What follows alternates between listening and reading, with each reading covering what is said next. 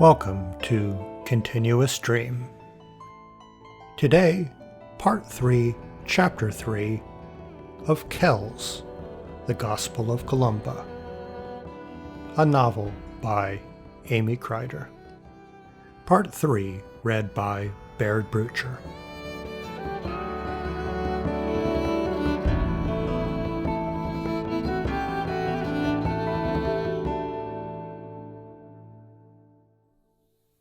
Chapter 3 X.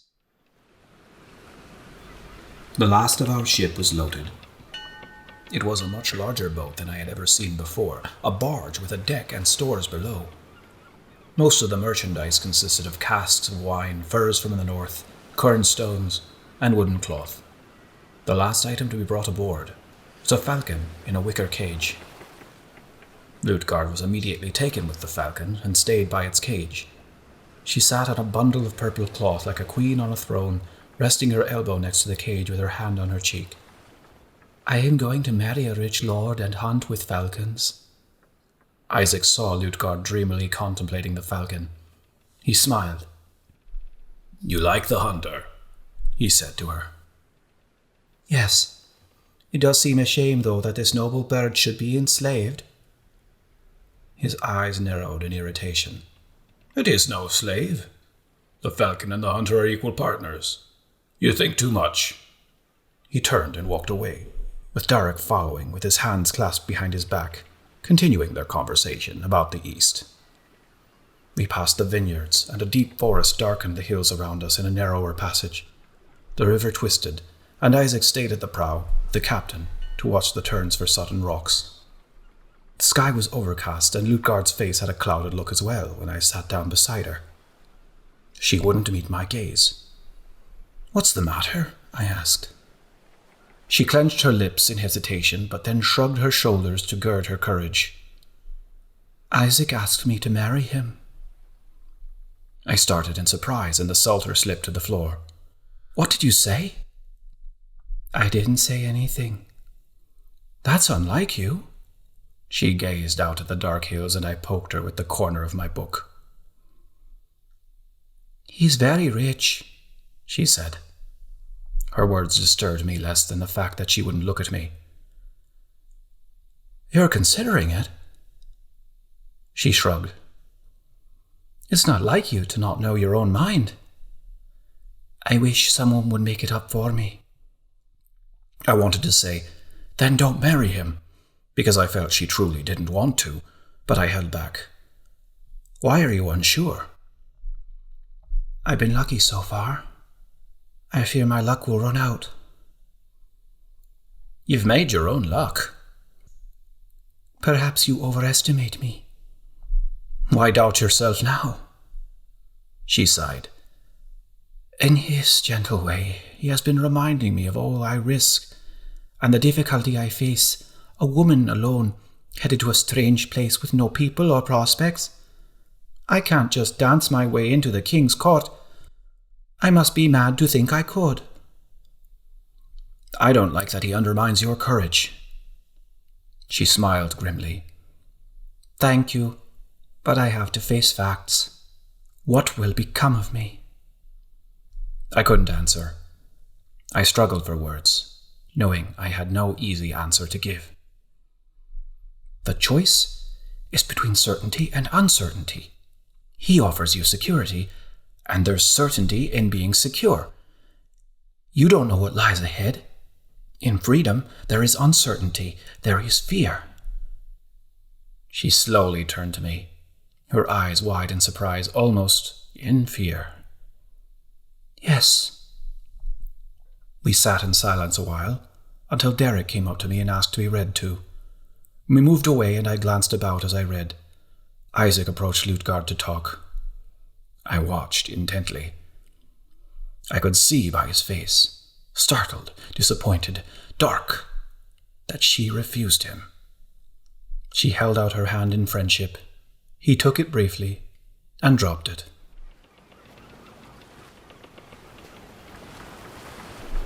One afternoon we were talking about Carl's court, when he sat beside me. I was asking Derek about the palace school, by reputation the most learned in Christendom. There must be great power in knowledge, I said, just as Isaac sat beside me, and for some reason I was embarrassed he overheard me. Such knowledge I have brought you. A little knowledge is a dangerous thing, he said. This was cryptic at first. Then I realized Isaac was the source of most of Lutgard's information about Karl and his court. Isaac had brought her this knowledge, fueling her ambitions, and with it, the seeds of his own unhappiness. Knowledge that informs choice is indeed liberating, she said casually. He turned to her with a dark look. If you seek all power, knowledge, freedom, and security, then I wonder why you don't enter a convent.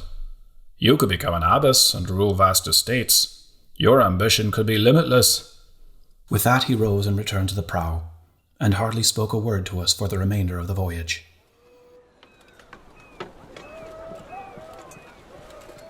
When we arrived at the river port a few miles from X, Isaac was in a better mood. After the boat was unloaded, he was solicitous toward us, making sure our few things did not go astray, safeguarding our money, and offering to hire a horse for Lutgard. She preferred to walk, as it was not a long distance. I think she didn't want to be in his debt. She thanked him, and he sighed with a clearing of the throat, a slight reprimanding sound as if to say, "Another bad decision I must accept." But he looked softly on her, and bowed. There was a good road of solid packed earth through the woods to X, then out of the woods past vineyards with plump purple grapes and fields of grain in all their golden glory. We were all cheered by this fine summer day. Even Derek seemed to be aware of his surroundings. Late in the afternoon, I saw the road ahead come to an end at the largest stone wall I had ever seen. The wall stretched across our horizon like a dragon in our path. Smoke rose from within it. The wall was a dark, dark shadow breaking the golden fields and flower-dotted meadows. Lutgard's mouth was open in wonder. She turned to me with a broad smile, her brown eyes shining. "What beast is this, smoking from below?" Derek asked. "We've come to X," Isaac said. "Ah, yes." Like Lutgard, his face brightened with possibilities. "It will be here." Lutgard quickened her pace, and I had to take her hand to keep her from running. She laughed at me, but slowed down. We stopped before the gate for Isaac to put his cargo in order, and he led the way after a quick exchange with the guards.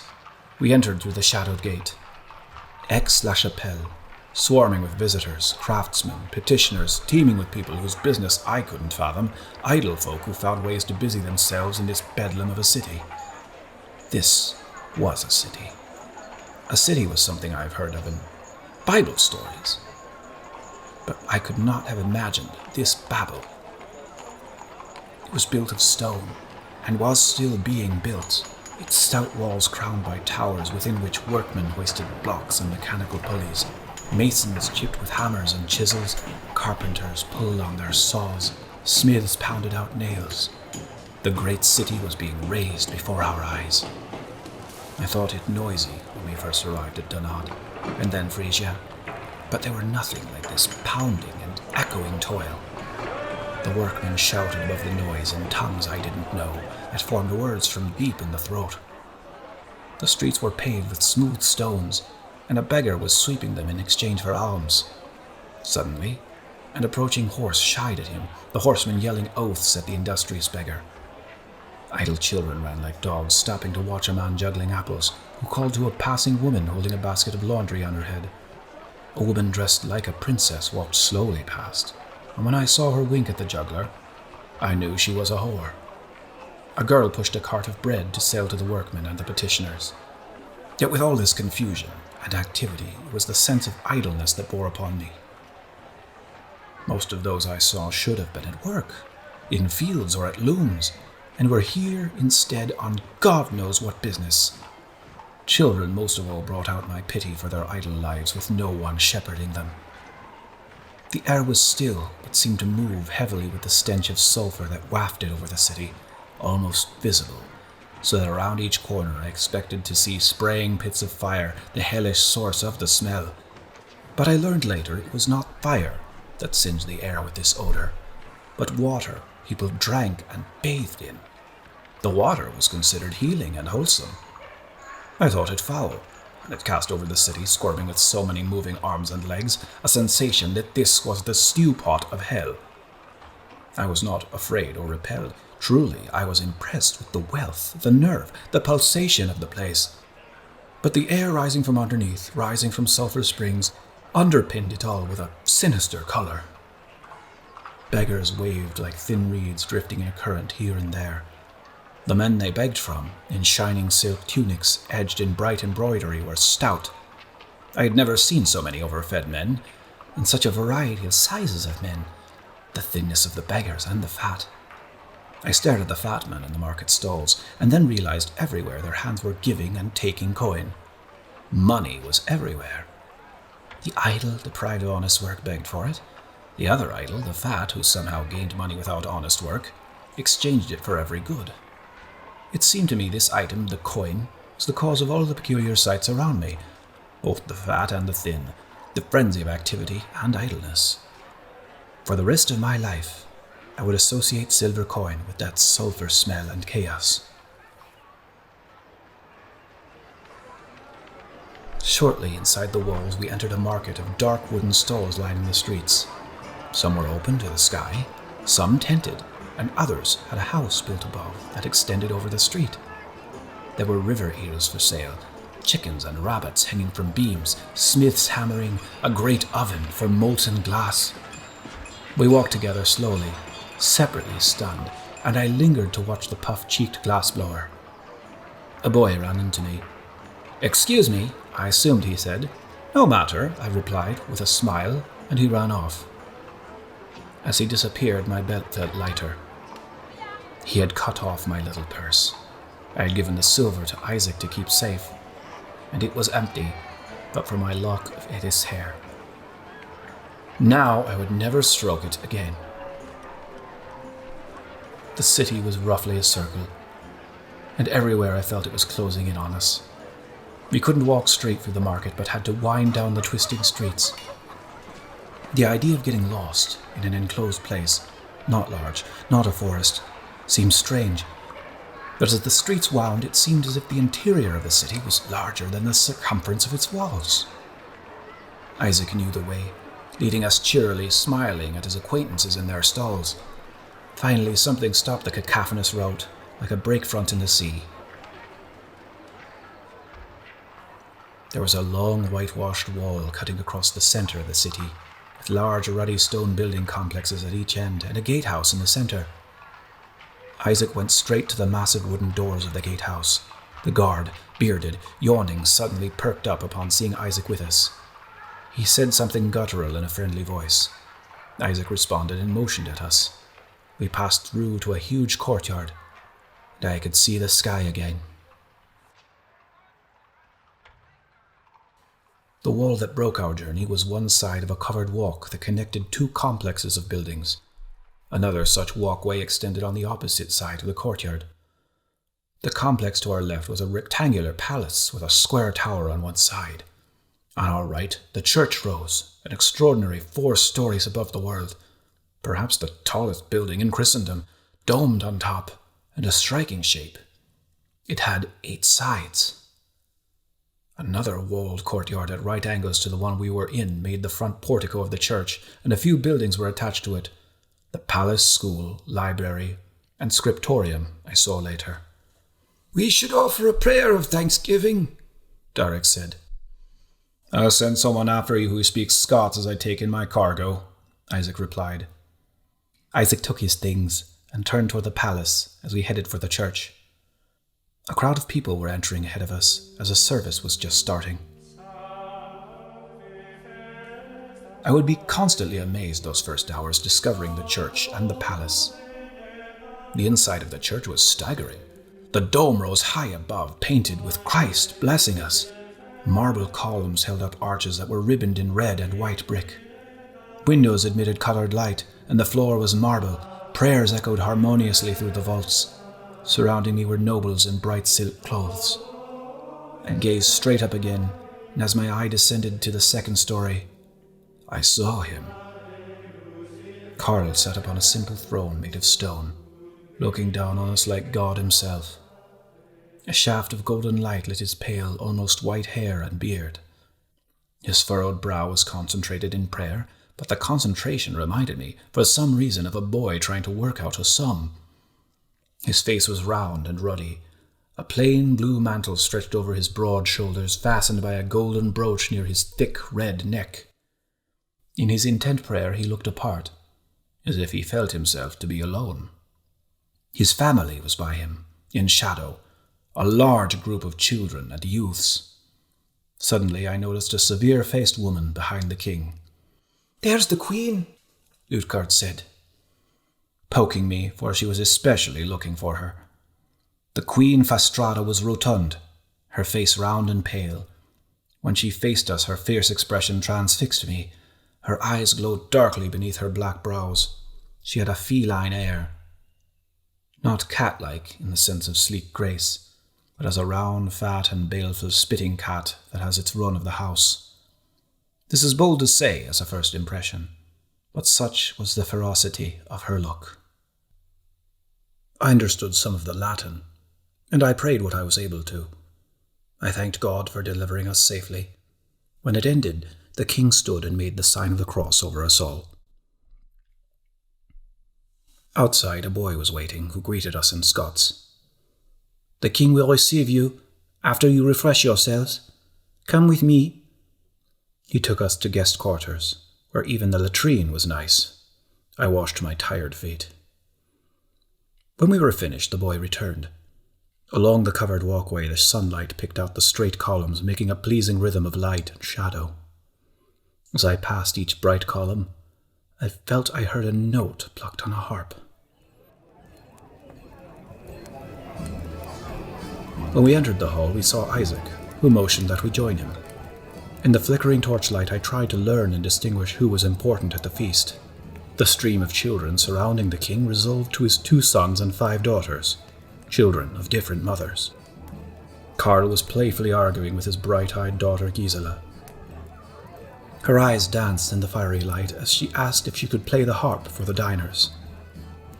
And Karl was insisting she eat. "Rotrud can eat mine." Rotrud, like her brother Louis, was solemn and serious. "No, I'll do as the king says, as you should." The eldest, Bertha, was the most beautiful. She was holding a baby, though I saw no husband near. "Stop pestering," she said to Gisela. "If you don't feel like eating, you can hold Neathard for me." Gisela took the baby Neathard, and Karl leaned over to stroke the infant's face. Near me was a man of 50, whom I could soon tell was a favourite of the king's. He was Alcuin, sometimes called Flaccus, because, as I quickly divined, the close-knit men had pet names for one another. Alcuin seemed especially enamored of using these pet names. Karl was David, the warrior king. This name was reserved for his closest friends. The other nobles addressed him as Your Security, or Your Clemency. I could tell from his accent Alcuin was an Englishman, and I asked in Saxon why the king called him Flaccus. "He flatters me. That is the family name of Horace, a poet of antiquity. I scribble verse." "Are you a court poet?" He beamed at me. "No, I am the headmaster of the palace school. Poetry is not so important to our David, except the poetry of the Psalms. We'll hear them read later, or perhaps we'll hear Augustine's City of God. That's the king's favourite." "Are you a monk, then?" "No, neither monk nor priest, but a deacon, and an outsider from York. I am a lamb among lions here, but I soak it up." More than once, he turned to me privately to explain some detail of Karl's leadership that came up in conversation. Karl was using his power to make sweeping improvements in Francia. "False scales are an abomination to the Lord, but a full weight is his delight." Alcuin quoted Proverbs. Karl was reforming the weights and measures of the land, reforming the coinage too. He even renamed the months to rid them of their pagan origins. I had never thought about this before. The use of power. At Donad, Jochid's power was only for its own sake, to lord over men, to take away, to control. But Karl was using his position of power to lead change, to reform and better his kingdom, in ways sweeping and fundamental. To think he would rename the 12 months, that was audacity, ambition governed by beneficence. It was hard not to stare at him, but he seemed so accustomed to it he didn't notice. We must ensure these schools are established. Flaccus, is there some way our Missy could gather a measurement of how well the schools are teaching the boys? Could you devise an examination that could be given for their understanding of Latin? Right speech leads to right thinking, and I want no child left behind. His jester rolled his round eyes and raised his red eyebrows and said, How you take the measure of a man was a lesson to the Northmen. That's the sort of lesson we like. The table laughed, though the holy men present only gave smothered smiles. I asked Alcuin what he meant. Alcuin winced. The most recent battle against invaders from the north, our warrior David took their measure by measuring the men against the height of a sword. Those that were taller than a sword were shortened by a head. Alcuin put his hand to his mouth and quickly said, He is just a man who acts as is necessary for a king. It is not one's favorite aspect of the rule of a king, but he is a great man. Often spares his enemies.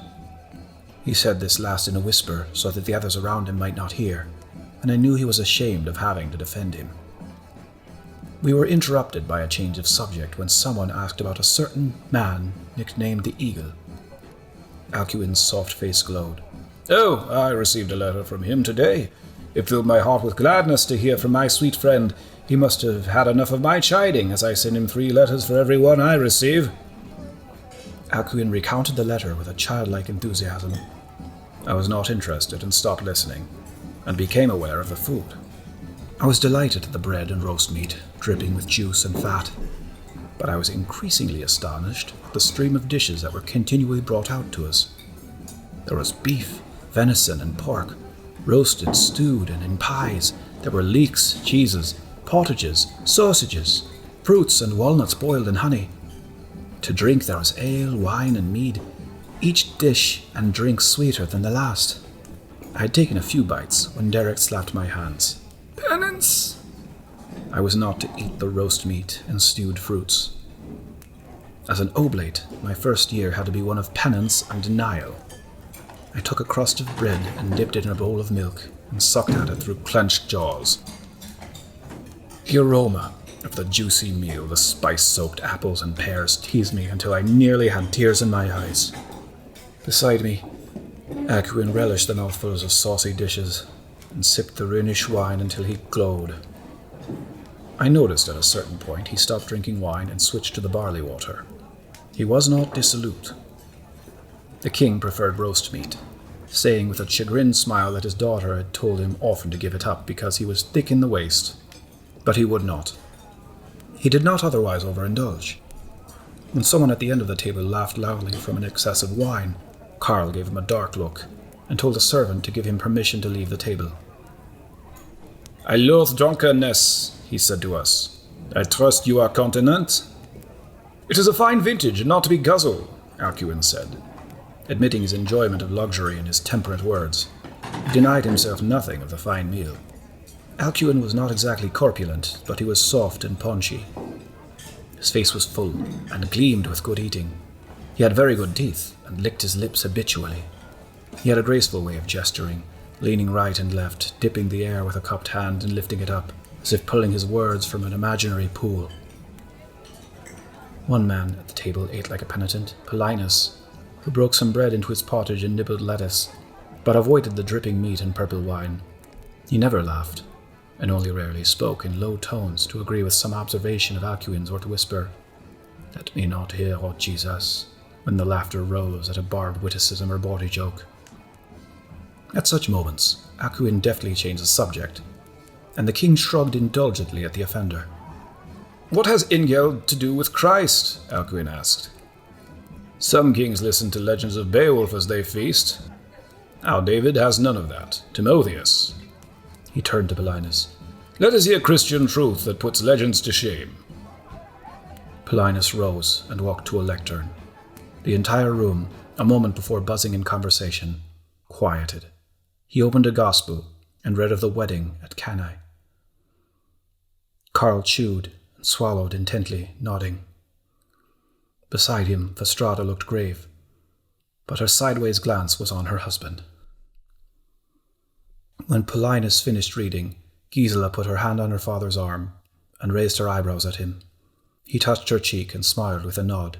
She rose and took up the lute, playing a lilting song. She was a skillful musician. When she stopped, Isaac at last introduced us, in Saxon for our benefit, most of which I understood. Saxon would be a common language between us and much of the court. I sensed awkwardness when Carl was told we were Scots. Farther down the table I saw a nobleman nudge his companion and put a thumb to his mouth and tilt his head back. Isaac personally recommended Lutgard to the Queen as someone who would be of great help with the children. Carl said, "You are welcome and must stay in our kingdom as long as you are able, after your long journey. You must see my city. Come with me, and you will see something grand. You must like water, I hope." He rose and dismissed the nobility and his family.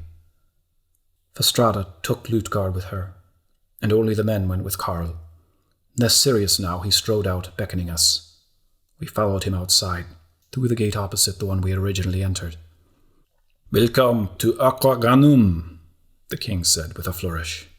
Passed through the gate to an extraordinary sight. Within was a courtyard taken up almost entirely by a huge bath, a man-made pond with straight sides lined with tiles.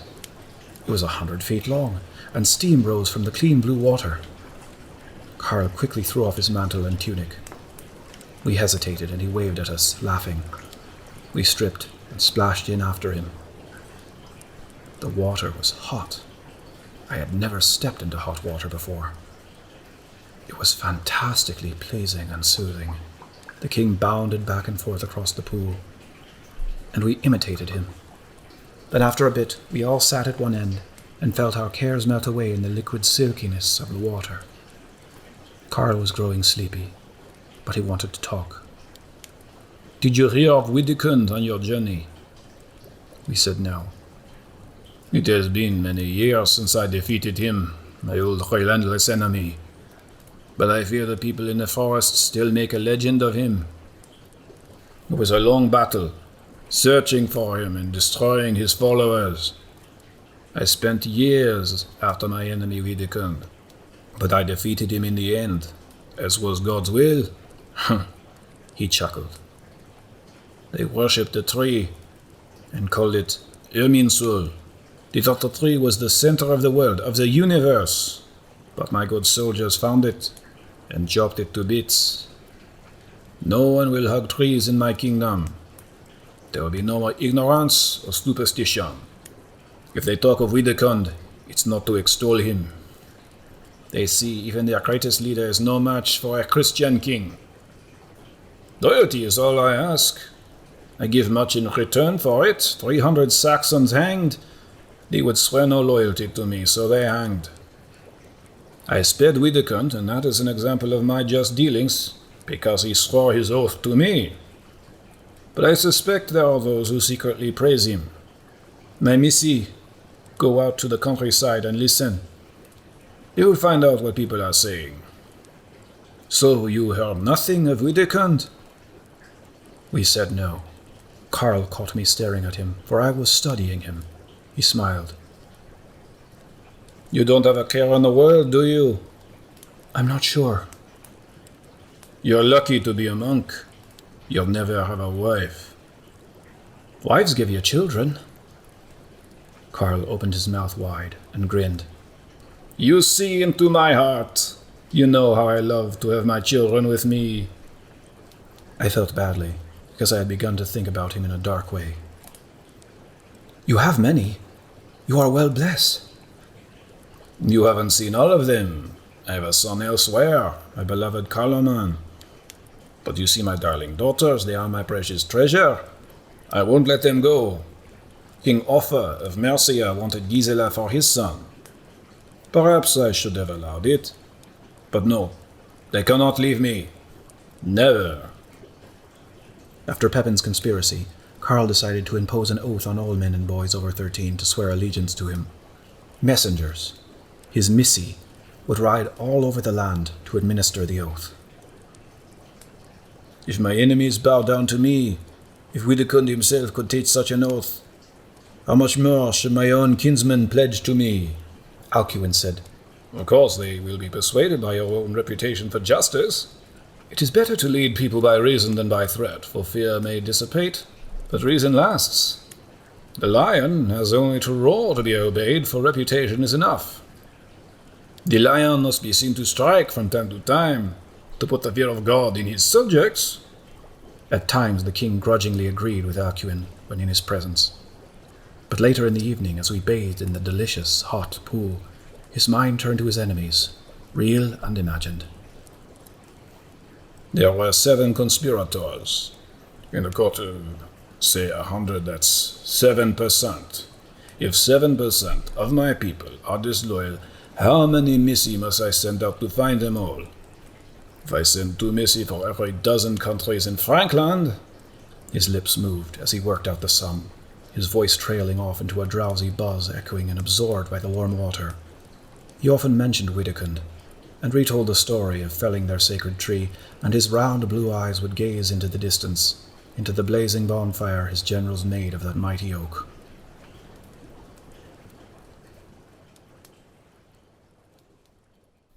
The next day, after the morning service, the boy, whose name was Fredegus and who was Alcuin's secretary, brought us to the library and scriptorium, where Alcuin met us and gave us a tour. The number of books was staggering. There were hundreds. A team of men scribed from dictation, and the musical sing-song of the Latin led their pens into a subtle dance. We watched briefly, and then, not to disturb them, we went into Alcuin's office. The office was in a corner of the building, and was lit by 2 large windows of leaded glass. The windows and brightness of the large, airy room seemed as significant to me as the power of the king's throne room. It was quite a clean room, with a carpet on the polished floor instead of rushes. A cupboard brimmed with yet more books, and on the desk was a neat array, a leather box of quills, a bound notebook, a stack of fresh vellum, chalk and ink bottles, and a straight edge. Alcuin opened a book to show us their scribing. "This is an odd script," Derek said. I didn't know what the difference was, but I observed the script was small, square, and compact-looking. Alcuin beamed. "This is our script which we developed. It's efficient and easy to read." Derek sniffed. "I don't know about efficiency. With labor comes grace." "We have so much to write, charters and the like," Alcuin said in an apologetic tone. Derek said, "Yes, I see. For charters, of course, but not for Holy Scripture." Alcuin was mild in the face of his criticism. He had an open, pleasing face, the lines of which indicated that he smiled much. Though he was old, he was not as ancient as Derek, and he said, "I defer to the wisdom of my elders." "May I learn to write here?" I asked. I saw Derek frown at me. Derek immediately thought I meant that I particularly desired to learn their Frankish way of scribing, which I didn't mean. I only took the opportunity to ask because the subject was at hand. Alcuin gave me a regretful smile. "The older you are, the more difficult it is to achieve. Our David, though he can read beautifully, has never attained writing." The regret in his eyes softened, and his smile turned further up. "Still, you are not so very old. It is quite possible. I'm sure the question is up to your masters more than me." Derek put his hand on my shoulder. "It would be a great opportunity, but we don't know yet how long we are staying." Alcuin looked surprised. "Surely you must stay for some time. The weather is turning cold soon, and travel will be unpleasant for such a long journey." "If we are able to obtain lapis quickly, we can return before winter," Derek said.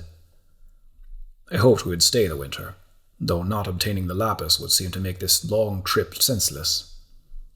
It was no waste to me. I wanted to see all I could, for its own sake, for the sake of my understanding. Darek continued. It was my belief you would have lapis to donate to our holy mission, dear brother. Alcuin licked a corner of his mouth as he thought. I'm afraid we haven't had lapis for some months. We have other paints, many colors to donate, but not lapis now. Darek's face turned white, and he stared for some moments. Alcuin's gentle smile faded as his eyes opened wider in concern.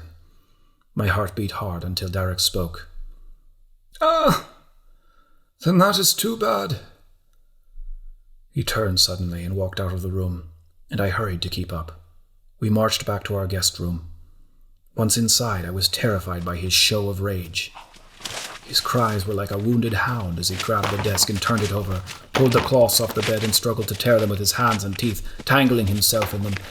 Swaddled in the bedding, he grabbed the legs of the bed and slammed them up and down.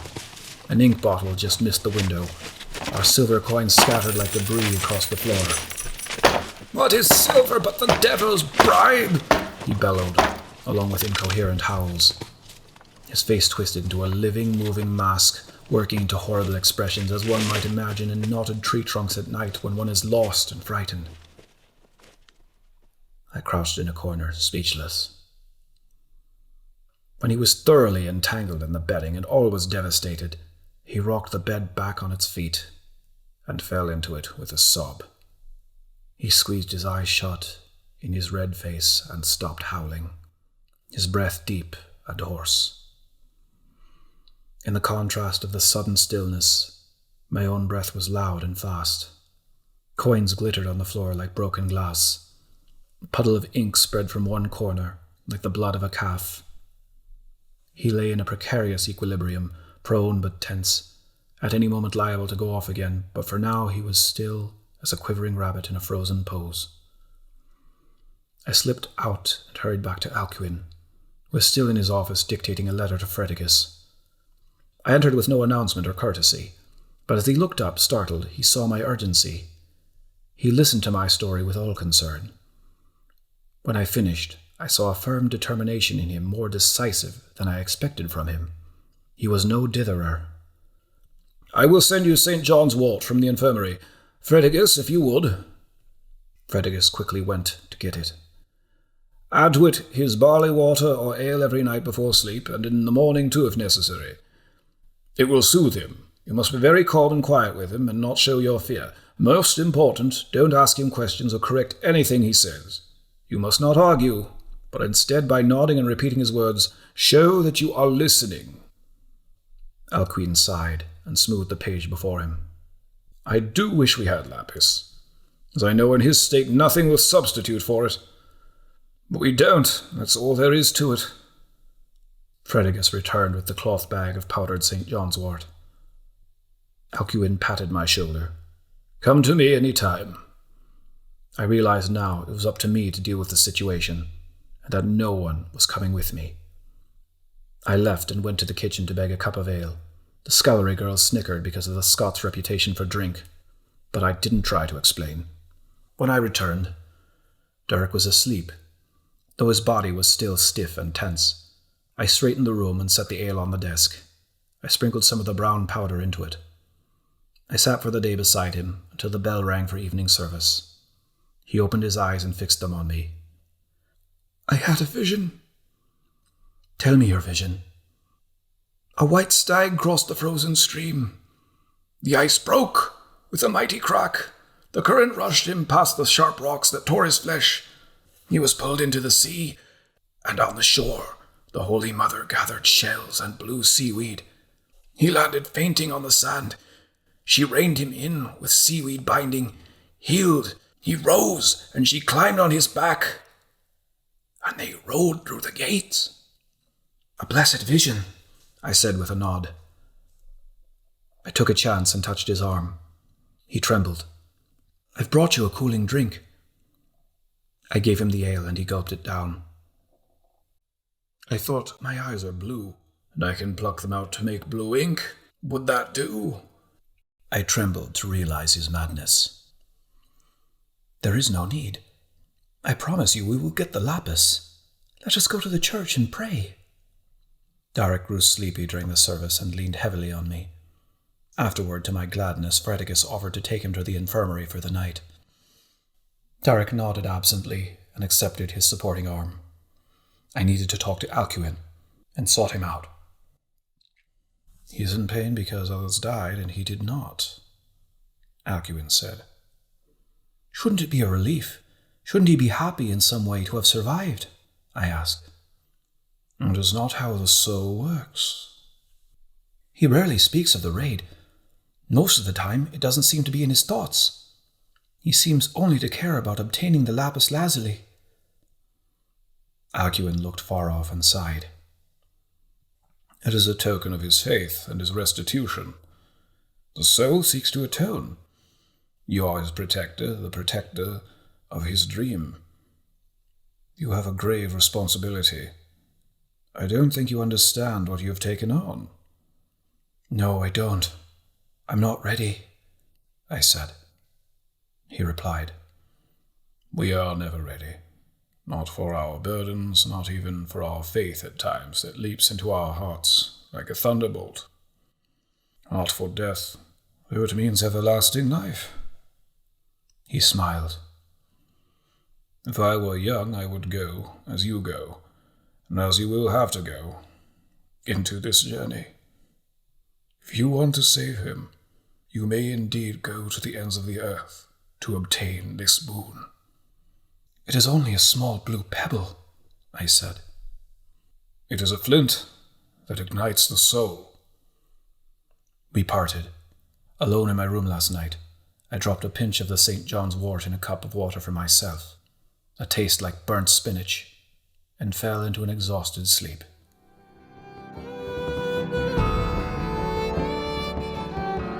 To be continued. If you enjoy Continuous Stream, please give us a 5-star rating on Apple Podcasts or your favorite podcast player. For other ways to support the show, please see the show notes or visit www.continuousstream.com.